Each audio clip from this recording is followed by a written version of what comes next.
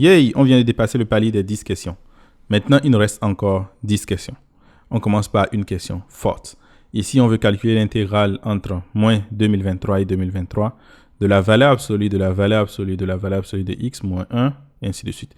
Ici, il faut bien comprendre que ce qu'on veut, d'abord, on va faire valeur absolue de x, et ensuite, on fait moins 1. Après cela, on fait valeur absolue de x, et ensuite, on fait moins 1, et on fait valeur absolue de x, et ensuite, on fait moins 1, et ainsi de suite, jusqu'à ce que le nombre de moins 1 soit égal à 2023. Donc, comment est-ce qu'on peut résoudre ça? Je propose deux méthodes pour le faire. Bien sûr, l'objectif, c'est d'aller beaucoup plus vite. Étant donné que c'est une question assez intéressante, j'aimerais quand même présenter les deux différentes méthodes qui sont là. Donc, pour la première méthode, qu'est-ce qu'on va faire? D'abord, on va commencer par remarquer que la fonction qui est là, donc notre fonction que je vais appeler ici, f de x, est une fonction qui est paire. Donc, si je calcule f de moins x, ce sera forcément égal à f de x. Et comme c'est sur un ensemble qui est symétrique, alors je peux dire que mon intégrale ici, si je l'appelle i, est égal à quoi? 2 fois l'intégrale de 0 jusqu'à 2023 de f de x dx. Super. Maintenant, ce que je veux faire, c'est que je veux séparer ça en plusieurs petites intégrales sur des intervalles de longueur 1. En d'autres termes, ce que je veux, c'est écrire que en fait, nous avons 2 fois la somme de n allant par exemple de 0 jusqu'à 2022. De quoi? De l'intégrale de n jusqu'à n plus 1 de f de x dx. Maintenant, pourquoi est-ce que je veux faire cela? Je vais vous expliquer ça tout à l'heure. Ceci, je vais appeler ça une intégrale qui est in. Ensuite, ce qu'on va faire, c'est d'abord de commencer par voir comment est-ce que in se comporte. Si je prends par exemple i0, j'aurai quoi? I0, c'est égal à quoi? C'est égal à l'intégrale de 0 jusqu'à 1 de notre fonction f de x dx. Étant donné que je suis sur 0 et 1, qu'est-ce qui se passe? Il faut que je comprenne exactement comment ma fonction f de x marche. Donc, sur 0, 1, valeur absolue de x est une valeur positive, donc forcément, ceci sera égal à x. Et si je fais valeur absolue de x moins 1, ce sera égal à quoi? En valeur absolue, bien sûr. Sera donc égal à valeur absolue de x moins 1. Mais je suis entre 0 et 1, il ne faut pas l'oublier. Donc, entre 0 et 1, qu'est-ce qui se passe? Ma fonction sera forcément plus petite que 0. Donc, en valeur absolue, cela va me donner 1 moins x. Et ensuite, si j'augmente la valeur absolue, j'aurai quoi? J'aurai valeur absolue maintenant de valeur absolue de x moins 1, comme ça. Ça va faire donc, étant donné que cette première partie, c'est égal à 1 moins x, donc j'aurai 1 moins x moins 1. Et ceci est égal à quoi? Valeur absolue de moins x, qui est égal à x parce que x est entre 0 et 1. Et si je veux continuer encore, bien sûr, qu'est-ce qu'on va constater? On va voir que j'aurai une boucle. Parce que je commence par x, ensuite je passe à 1 moins x, ensuite je passe à x. Si je continue, je vais tomber encore sur 1 moins x, et 1 moins x, et ainsi de suite. Donc si je veux, je peux dire par exemple que c'est à 0 on a ça, à 1 on a ça, à 2 on a ça, et ainsi de suite. Et qu'est-ce qu'on va constater? C'est que si le nombre de moins 1 est pair, c'est-à-dire 0, 2, j'aurai un x. Et si le nombre de moins 1 est impair, j'aurai 1 moins x. Donc, j'ai 2023 fois, je sais à peu près que j'aurai donc 1 moins x. Donc, en d'autres termes, c'est que ceci, cette intégrale i0, sera égal à quoi? Sera égal à l'intégrale de 0 jusqu'à 1 de 1 moins x dx. Il faut noter simplement que ceci est également égal à l'intégrale de 0 à 1 de x dx. Il faut simplement faire un changement de variable en posant u est égal à 1 moins x, et puis on obtient la même chose, et le calcul va toujours nous donner une demi. Intéressant, donc ça veut dire que j'ai i0 qui est égal à une demi. Ensuite, je vais essayer de voir qu'est-ce qui se passe pour in. Si je prends in, c'est égal à l'intégrale de n jusqu'à n plus 1 de f de x dx. Donc, je vais faire la même chose, essayer de comprendre qu'est-ce qui se passe avec ma fonction. Je sais ici que x se trouve entre quoi? X appartient cette fois-ci à n et n plus 1. Donc, ça veut dire que si je prends valeur absolue de x, c'est positif, donc ce sera égal à x. Ensuite, si je prends valeur absolue de x moins 1 en valeur absolue, ceci sera égal à simplement x moins 1 en valeur absolue. Et ceci va être égal à x moins 1 si n est bien sûr supérieur à 1. Et qu'est-ce qui va se passer? C'est que si je fais encore valeur absolue de x moins 1, je fais valeur absolue moins 1, j'aurai simplement valeur absolue de x moins 1 moins 1, ce qui est égal à valeur absolue de x moins 2, qui est donc x moins 2. Et ça va continuer comme ça tant qu'on n'atteint pas la valeur de n. Mais dès qu'on atteint n, qu'est-ce qui va se passer? J'aurai la valeur absolue de x moins 1 en valeur absolue moins 1 en valeur absolue point n fois. Donc moins 1 ici. Bien sûr, ici, le nombre de moins 1 est n. C'est égal à quoi? C'est égal à simplement valeur absolue de x moins n. Et ceci sera égal aussi à x moins n parce que x est supérieur à n. Mais dès qu'on va dépasser n, qu'est-ce qui va se passer?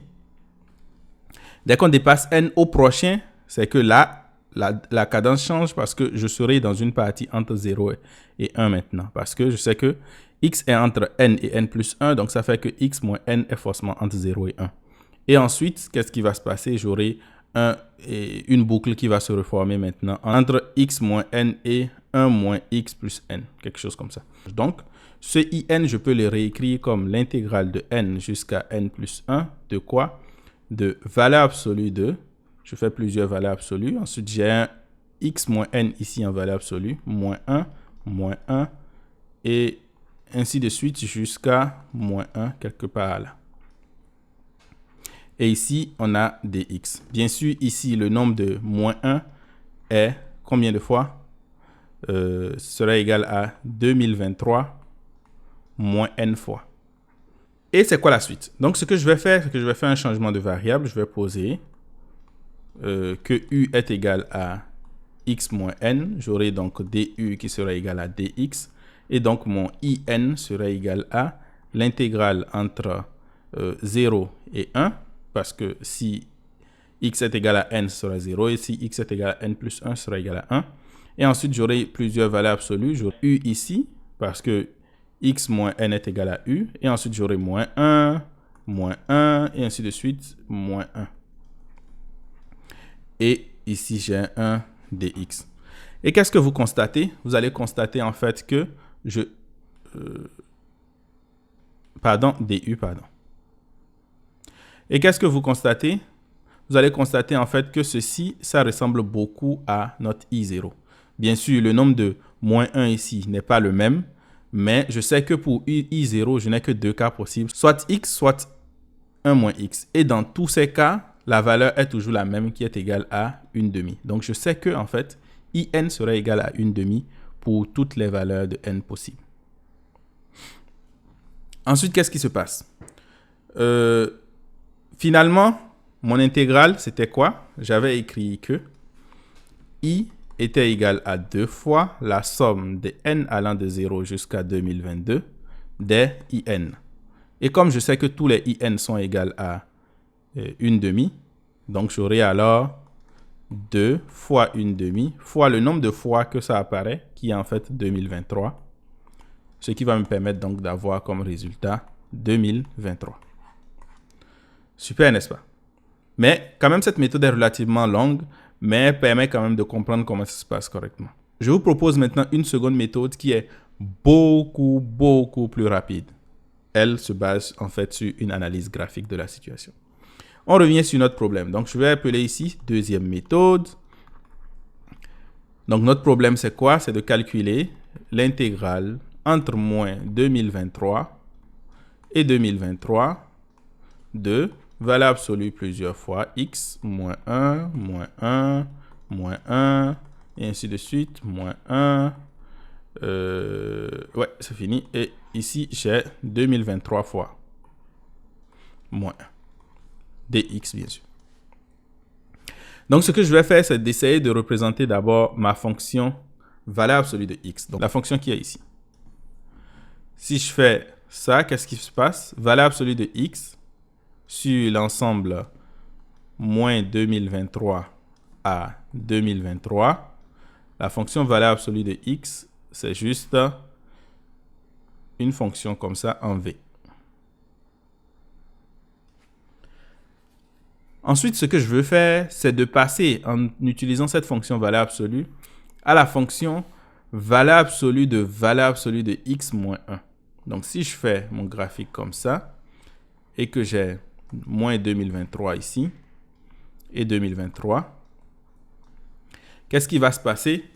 Étant donné que cette fois-ci, j'ai valeur absolue de x moins 1 et je fais maintenant une valeur absolue, c'est un peu comme si je prenais cette fonction qui était ici et je déplace l'axe des abscisses vers le haut d'une fois. Qu'est-ce qui va se passer? Ma fonction va devenir quelque chose qui est comme ça. Donc, j'aurai un moins 1 ici et ma fonction va descendre comme ça et monter comme ça. Bien sûr, j'ai 1 ici et moins 1 là. Et je suis au point moins 1 ici.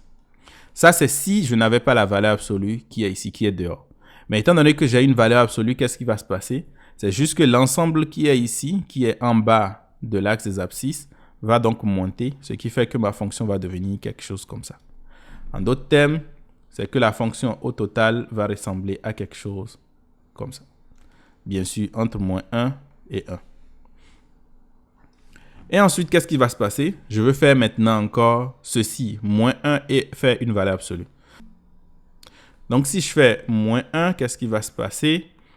Ma fonction va donc descendre encore une fois en bas. Et si ça descend en bas, j'aurai quelque chose sous cette forme. Je descends comme ça. Ici, je suis à moins 2. Ensuite, à ce point-là, je remonte comme ça, qui est moins 1 ici. Je descends comme ça. Et je remonte comme ça. Donc, moins 1, moins 2 ici. Et ensuite, étant donné que ma fonction est une valeur absolue, donc lorsque je vais faire valeur absolue de moins 1 comme ça, je fais un moins 1, j'augmente valeur absolue. Tout ce qui est en bas va monter. Donc, j'aurai quelque chose qui est sous cette forme, comme ça, comme ça, comme ça et comme ça. Et ce qui est en bas va disparaître.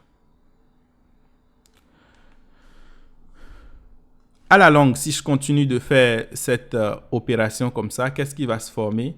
On aura juste des petits triangles comme ça qui vont se former. Un peu comme la dernière fonction, ce sera une fonction qui sera sous la forme de petits triangles comme ça.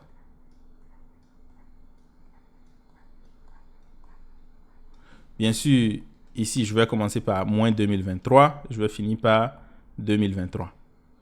Ce qui fait que le nombre de fois que j'aurai de triangles, c'est combien? C'est égal au nombre de moins 1 que j'ai. Ici, avec 1 moins 1, j'ai un triangle. Avec 2 moins 1, j'ai 2 triangles. Lorsque je serai à 2023, j'aurai donc 2023 triangles. Ce qui me permet donc de dire simplement que mon intégrale, étant donné que c'est l'aire sous la courbe, donc c'est l'aire qui est ici que je veux calculer, ça va être égal à simplement 2023 fois l'aire de chaque triangle. Donc j'aurai I qui sera égal à 2023 fois l'aire du triangle. Et l'aire du triangle, c'est quoi? Je peux utiliser le premier, par exemple, pour calculer l'aire. J'ai moins 1 ici. Je connais la base qui sera égale à 2. Je connais la hauteur qui sera égale à 1. Donc, finalement, ceci est égal à base fois hauteur sur 2. Donc, 2 fois 1 divisé par 2. Ce qui fait 2023 multiplié par 2 fois 1 divisé par 2. Et par conséquent, ce résultat sera égal à 2023. J'espère que vous avez aimé la méthode. Moi, je l'aime bien. Pour la prochaine fois, nous aurons à calculer l'intégrale de sinus à la 6 de x plus cosinus à la 6 de x plus 3 fois sinus carré de x cosinus carré de x dx. Sur ce, ciao!